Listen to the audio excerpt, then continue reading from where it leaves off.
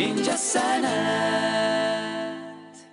Hər kəsə bəllidir ki, prodüser Təranə Səmədova ilə iş birliyinə başlayan müğənnilər tez bir zamanda populyarlıq qazanırlar. Bizim aldığımız məlumata görə də Bayramov tanınmış prodüserlə iş birliyinə başlayıb.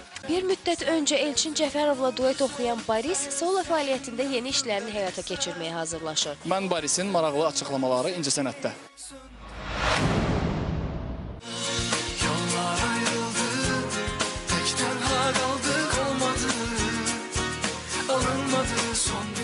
Və bu yolda ona dəstək olan prodüser Təranə Səmədovadır. Yollar ayrıldı klipinə ilə Təranə xanım başlayıb bu haqda rejissorla danışmağa inşallah. Daha doğrusu rejissorla danışıb Tar Production bu işi görəcək, Allah qoysa, Tural Cavadov.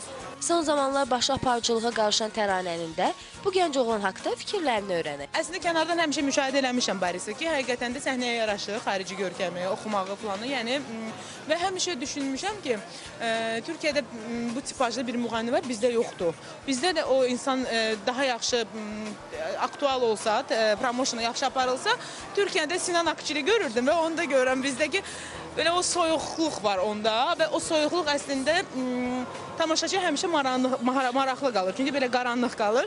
Düşünürdüm ki, əgər olsa yaxşı olar, öyle oldu ki, gəldi, təklif özümə oldu. İşində hər zaman məsuliyyətdə olan prodüser istədiklərini Borisdən ala biləcəkmi? Mən ondan çox tələbkaram.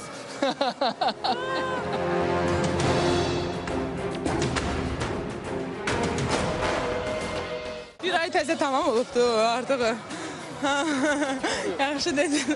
Yox, əslində məsuliyyətlidir işinə qarşı və mən də bunu sevirəm. Bir müddət heç bir müğənni ilə işləməyən Təranənin sən demə müəyyən səbəbləri də var. Birinin səsi tam ürəyimci olmurdu, birinin sadəcə olaraq belə tipaj ürəyimci olmurdu, birinin yaşı ürəyimci olmurdu, birinin pulu olmurdu. Hər kəsdə bir problemlər olur. Xatırladıqlarımın hamısı var da Borisdə. Ürəyimə yatır.